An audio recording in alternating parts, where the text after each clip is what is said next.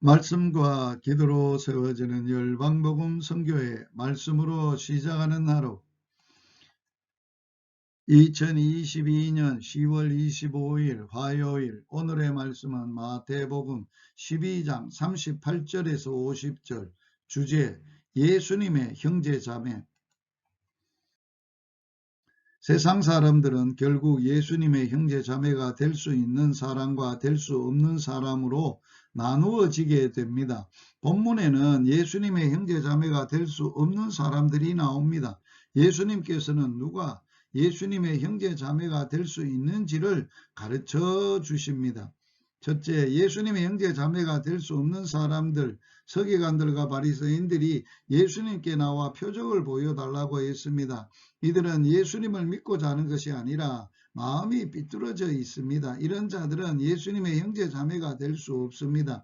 예수님은 그들을 악하고 음란한 세대라고 말씀하셨습니다. 옛날 유대 사람들은 악독한 죄가 하늘까지 닿았으나 요나가 하나님의 말씀을 선포했을 때 회개했습니다.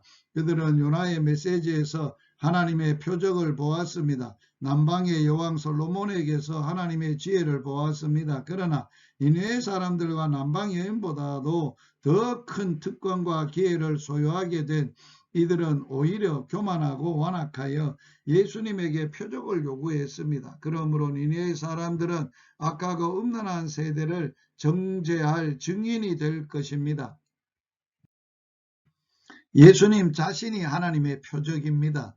그리스도의 말씀을 듣고도 예수님을 거역하는 자들은 심판날에 니느웨 사람들의 정죄를 받을 것입니다. 서기관들과 바리새인들은 우상 숭배나 악한 행실을 내버렸으나 예수님을 영접하지 않았습니다. 그러므로 그전보다 더 큰 죄에 빠져 멸망할 수밖에 없게 되었습니다. 더러운 귀신이 사람에게서 나갔으나 없어진 것이 아니라 예수님을 거역하는 자들에게 들어가 그들의 타락을 전보다 더욱 극심하게 되게 되는 것입니다. 우리도 예수님의 형제자매로서 확실한 결단과 순종이 있어야 하겠습니다. 그래야 우리는 더 큰 타락의 위험에서 벗어날 수 있습니다. 회개하고 주님께 돌아온 후 적극적인 순종과 사랑의 실천이 없이는 정결케 되는 상태가 유지되지 않습니다.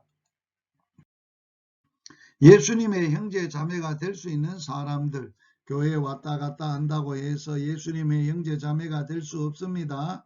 누구든지 하늘에 계신 아버지의 뜻대로 하는 자가 예수님의 형제 자매라고 하셨습니다. 우리는 하나님의 뜻을 분별하여 깨닫고 알고 순종할 수 있어야 하겠습니다. 우리는 회개하고 예수님을 믿은 후에는 하나님의 뜻을 찾아 적극적으로 헌신하고 순종하면서 예수님의 형제 자매로서 사랑의 교제를 나눌 수 있어야 하겠습니다. 혈육의 가족과 친척보다 그리스도 안에서 한 형제 자매가 진정한 형제 자매입니다.